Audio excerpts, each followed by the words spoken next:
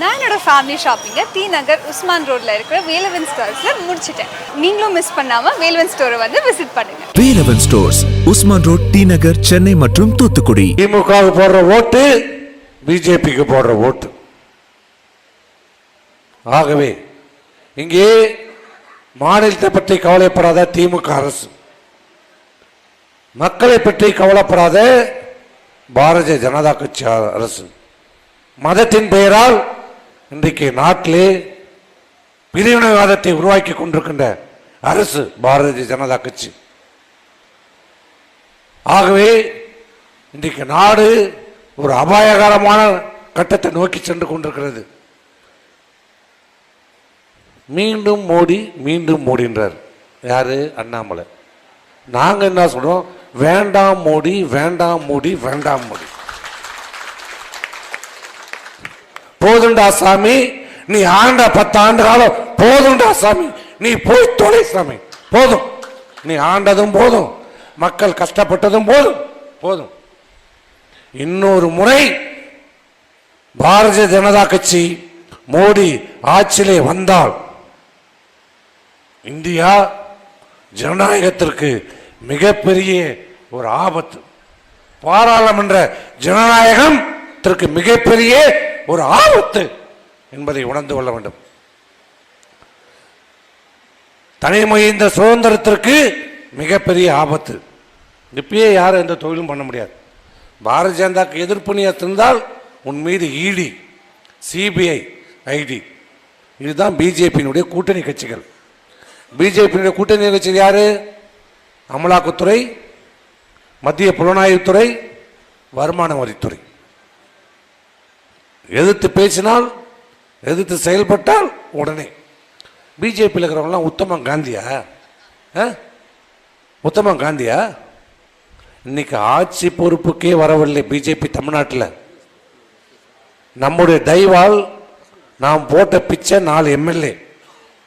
ஆனால் அதற்குள்ளே இன்னைக்கு எங்க பார்த்தாலும் என்ன செய்தி? அனைத்து நிறுவனங்களிடம் மிரட்டி அச்சுறுத்தப்பட்டு வசூலிக்கப்படுகிறது. இங்கே விழுப்புரத்தில் என்ன ஆச்சு? அண்ணாமலை வர்றன்னு சொல்லிட்டு ஒரு கடையை விட்டாங்களா? ஒரு வியாபாரியை விட்டாங்களா? எல்லோரும் வசூல். ஆகவே இந்த தேர்தல் நமக்கு முக்கியமான தேர்தல். ஆட்சி அதிகாரம் ஒரு பக்கம், மாநில அரசு ஒரு பக்கம், மத்திய அரசு ஒரு பக்கம் எதிரி, இன்னொருவர் நண்பரை போல நம்மிடம் உறவாடி, இன்னொருவர் நம்மோடு இருந்து பெயர் புகழ் சொத்து எல்லாம் அனுபவித்த துரோகி. இவர்களெல்லாம் ஒருங்கிணைந்து இந்த இயக்கத்தை அழித்து விடலாம் என்ற அந்த நிலையை தொண்டர்களுடைய உதவியோடு, ஆதரவோடு அதை தகர்த்தி எறிந்து இன்றைக்கு அம்மாவை போல வலிமையான ஒட்ட தலைமை எடப்பாடியார் தலைமையில் இந்த இயக்கத்தை இன்றைக்கு நாம் நிலைநிறுத்தியிருக்கிறோம். மத்திய ஆளுகின்ற பாரதிய ஜனதா அரசாங்கம் இந்த 10 ஆண்டு காலத்தில் ஏற்பட்டுகின்ற விலைவாசி உயர்வு, 10 ஆண்டு காலத்தில் தமிழகத்தில் எந்த வளர்ச்சியும் இல்லை, எந்த திட்டமும் இல்லை. தமிழகத்திலே படித்திருக்கிற இளைஞர்களுக்கு வேலை வாய்ப்பு இல்லை. ஒரு திட்டம் இந்த 10 ஆண்டு காலத்திலே மத்திய அரசாங்கத்தின் மூலமாக ஒரு திட்டம் தமிழகத்திலே ஏற்படுத்தப்படவில்லை, செயல்படுத்தப்படவில்லை, வாய்ப்பு வழங்கப்படவில்லை. வரார் மோடி, வர்றார். எப்ப வராரு? வெள்ளம் வந்தா வரமாட்டார், புயல் வந்தா வரமாட்டார், இயற்கை பேரிழந்தா வரமாட்டார். தேர்தல் வந்தா வருவார். கார்ல வருவார், ட்ரெயின்ல வருவார், பஸ்ல வருவார், கப்பல்ல வருவார், ரோட்ல வருவார், எல்லாம் வருவார். அப்ப கூட ஒரு பைசா நிதி கொடுக்க மாட்டார். அப்ப கூட தமிழ்நாட்டுக்கு ஒரு பைசா நிதி தராது இந்த மத்திய அரசாங்கம். காவிரியிலே தண்ணீரை திறந்து விடுவதற்கு உத்தரவிட மாட்டார். மேகதாது அணையை கட்டக்கூடாது என்று நாம் போராடி கொண்டிருக்கின்றோம். மத்திய அரசாங்கத்தில் இருக்கிற நீர்வழித்துறை அமைச்சர் நாங்கள் அனுமதி தருவதை பற்றி பரிசீலனை பண்ணுவோம். இங்க வந்தா எனக்கு தமிழ் தொன்மையான மொழி, தன்மையை தான் எனக்கு பிடித்த மொழி, திருக்குறள் எனக்கு பிடித்த நூல். சரி, திருக்குறள் பிடித்த நூல் தானே? நம்ம என்ன கேட்கிறோம்? பொதுமுறை, உலகம் முழுவதுக்கும் பொதுமுறை திருக்குறள். திருக்குறளை தேசிய நூலாக அறிவிக்க வேண்டும் என்று இந்த 10 ஆண்டு காலமாக கேட்டுறோம். அறிவித்திருக்கிறாரா? அப்புறம் எதுக்கு இங்க வந்தா மட்டும் திருக்குறள்? யாரை ஏமாத்த? இது மக்களை ஏமாற்று. தமிழ்நாட்டுக்கு வந்தா தமிழ், ஆந்திராவுக்கு போனா தெலுங்கு, கன்னடாவுக்கு போனா கன்னடம், கேரளாவுக்கு போனா மலையாளம். ஆனா எல்லாருக்கும் அல்வா தான். எல்லாருக்கும் அல்வா தான், வேற ஒன்றும் கிடையாது. ஒன்றுங்க அவன் சொந்த கட்சிக்காரனுக்கே கிடையாது. அவன் பாரதிய ஜனதா கூட கூட்டுக்கலாம். அட எங்கள் மந்திரிகளுக்கே மரியாதை இல்லைங்க. ஒன்றும் கிடையாது. ஒன் மேன் ஷோ, அவ்வளோதான். யாரும் பேச முடியாது, ஒன்றும் செய்ய முடியாது. ஆகவே இந்த அரசு, திமுக அரசாலே மக்களுக்கு எந்த புண்ணியமும் இல்லை. புண்ணியம் இல்லாவிட்ட போலாம்.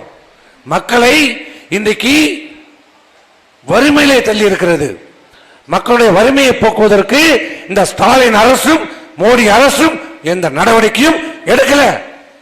இன்னைக்கு புதுசா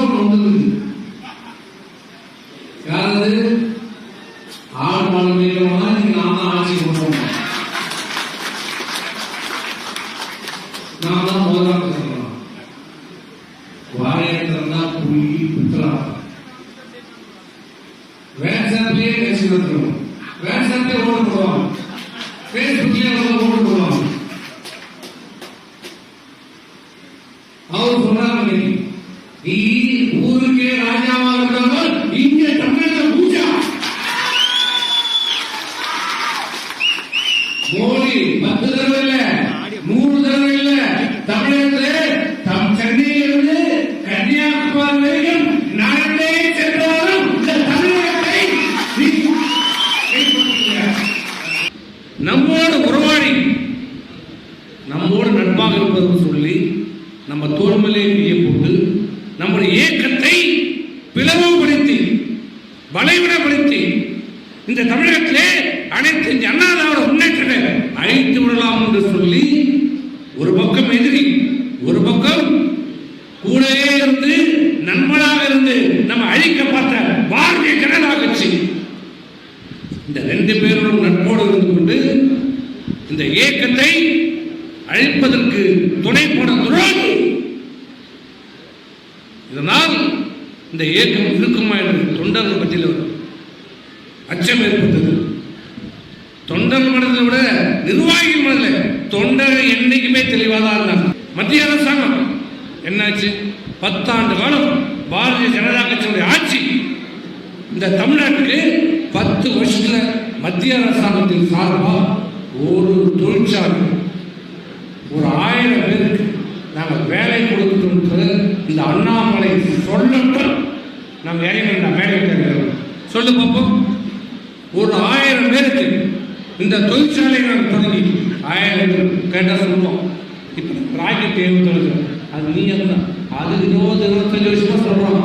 ஏன் குஜராத்தில் எல்லா தொழிற்சாலை குஜராத்தில் கொண்டு போய்க்கிறீங்க, இது எங்க வைக்க வேண்டியது தானே? ஏன் வைக்கல? அதெல்லாம் காரணம் கிடையாது. பக்கத்திலே பாகிஸ்தான் டப்பால் அடிக்கும். பாதுகாப்பு காரணமாக தான் இங்க வரோம். இங்க பல ஆண்டு காலமாக எதிர்ப்பு தெரிவித்தாங்க. திமுக தான் வந்தா தெரியுமே, எல்லாத்தையும் விட்டு கொடுத்துருவோம். ஒரு தொழிற்சாலை மத்திய அரசாங்கத்தின் மூலமாக கொண்டு வரப்பட்டது. ஏன் ஒரு புதுசாக ஆரம்பிக்க வேணாம்.